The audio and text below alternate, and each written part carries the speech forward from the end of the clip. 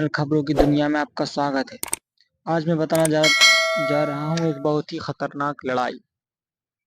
यूं तो क्रिकेट के खेल को जेंटलमैन कहा जाता है, लेकिन कभी-कभी क्रिकेट के पिच पर इतना स्टेटमेंट की क्रिएट हो जाता है कि खिलाड़ी आपस में झगड़ पड़ते हैं। लेकिन आज हम आपको क्रिकेट की ऐसी साधारण झगड़े के बारे में बताने जा रहे हैं, बल्कि आज आपको एक ऐसे खूनी क्रिकेट के बारे में बताने जा रहे हैं जब वेस्ट इंडीज के बॉलर किसी बंदूक की गोली के सामने गेंद बरसा रहे थे और भारतीय गेंदबाज पसीने के साथ साथ अपना खून भी बहा रहे थे। जी हाँ, हम बात कर रहे हैं सन 1976 के किंगस्टन के सबीना पार्क में खेले गए India versus West Indies match की, जहां वेस्ट इंडीज के बॉलर्स इंडिया गेंदबाजों के साथ क्रिकेट के नाम पर खून की होली खेल रहे थे। क्रिकेट के इतिहास का ऐसा खूनी खेल जिसमें एक नहीं बल्कि तीन तीन भारतीय बल्लेबाज खून से लथपथ होकर अस्पताल पहुंचे थे। आइए जानते हैं पूरी कहानी। सन 1976 की, जब वेस्ट इंडीज और इंडिया के बीच टेस्ट मैच खेला जा रहा था।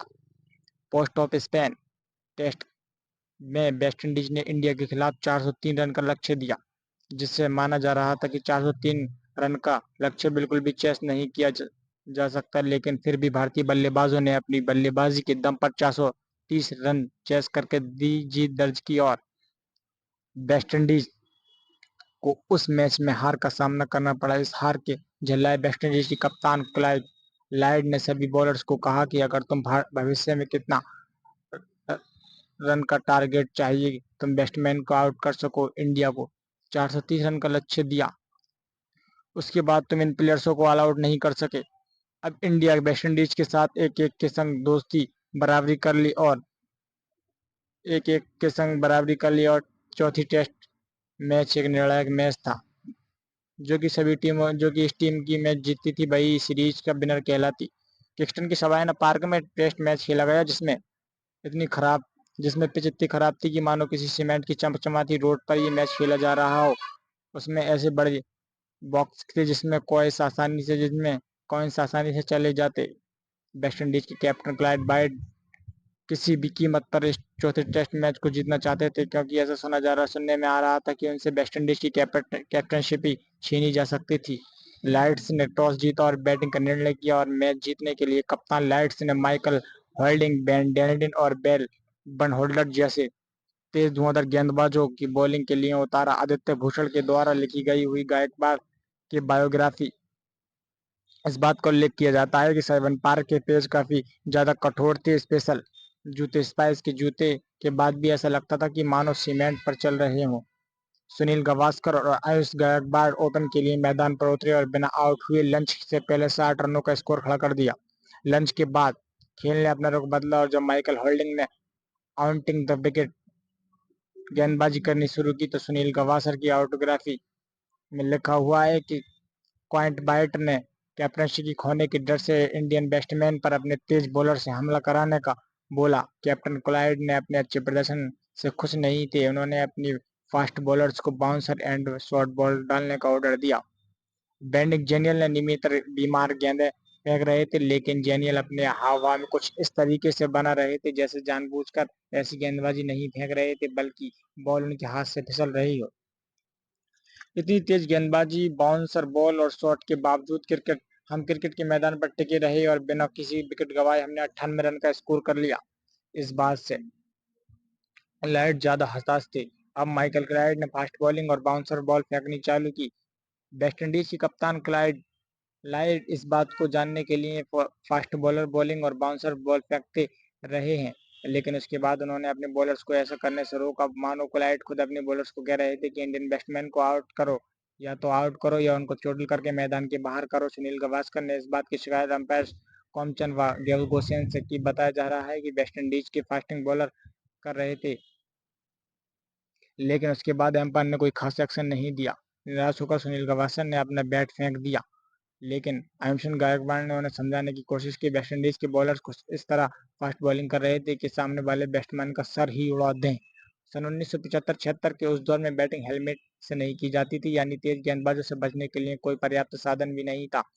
बैट्स और गर्ल्स की क्वालिटी भी इतनी अच्छी नहीं थी कि आज के समय में होती है। उसमें केवल एक बाउंसर फेंकने की परमिशन थी। उसके उलट तब के एक ओवर में बाउंसर फेंकने की संख्या कोई रोक-टोक नहीं थी। पहले दिन का खेल समाप्त हुआ जिसमें एक विकेट खोकर टीम इंडिया ने 178 रन बनाए जिसमें गायकवाड़ ने 58, महेंद्र अमरनाथ ने 25 रन बनाए। दूसरे दिन के मैच में दोस्तों ब्रेंडन होल्डर ने फास्ट बॉलिंग शुरू की और गेंद इतनी तेज थी कि मानो बेवन कर रहे हों कि अभी सिर्फ शुरुआत है, अब आगे आगे देखो होता है क्या। आयुष्मान गायकवाड़ बताते हैं कि फील्डिंग की गेंदबाजी होल्डर की गेंदबाजी भी उतनी ही तेज थी कि होल्डिंग की थी। सुनील गावस्कर ने ऑटोग्राफी में ये भी लिखा था कि मैच के दौरान आज इंडियंस मोवेन सामान लग रहा था, जोर जोर से चिल्ला रही थी कि मैन किल मैन किल मैन किल मैन, और जब बाउंसर डालते थे तो भीड़ बिल्कुल शांत हो जाती थी। वेस्ट इंडीज के बॉलर की गेंदबाजी इतनी तेज थी कि अगर ठीक से न खेला जाए तो बॉल हमारे सिर के ऊपर से फोड़ सकती थी।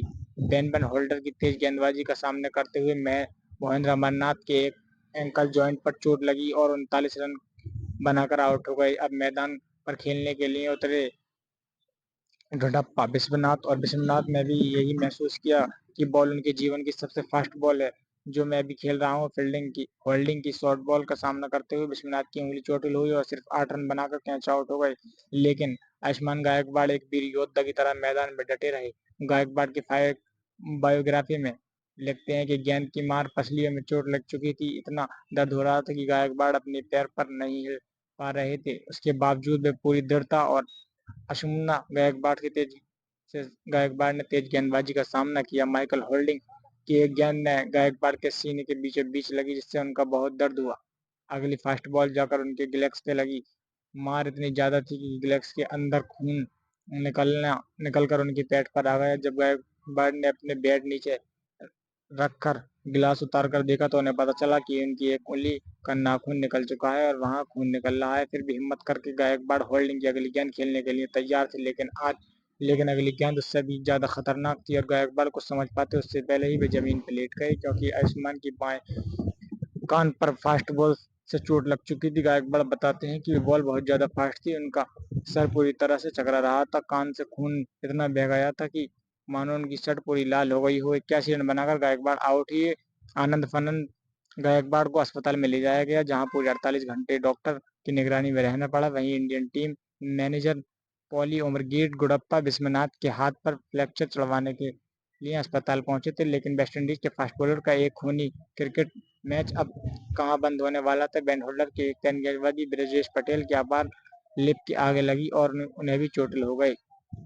ब्रजेश पटेल के होठ पर चोट इतनी गहरी थी कि आप लिप पर 3 टांके पड़े। इंडियन टीम के पास अब कोई बैट्समैन नहीं बचे थे और भारत के मौजूदा कप्तान बिशन सिंह बेदी नहीं चाहते थे कि कोई भी बॉलर चोटिल हो, इसलिए उन्होंने भारत की पारी घोषित कर दी। तब इंडिया पर 6 विकेट 306 रन थी। जवाबी बल्लेबाजी में वेस्टइंडीज ने 391 रन बनाए और इस तरीके से वेस्टइंडीज ने टीम इंडिया को 85 रन की बढ़त हासिल कर दी। लेकिन सेकंड इनिंग में सलामी बल्लेबाज गुडप्पा विश्वनाथ गायकवाड़ और ब्रजेश पटेल चोटिल होने के बाद बैटिंग के लिए तैयार नहीं थे और सुनील गावस्कर भी मात्र 2 रन बनाकर पवेलियन लौट गए। फील्डिंग के दौरान बिशन बेदी और भागवत चंद्र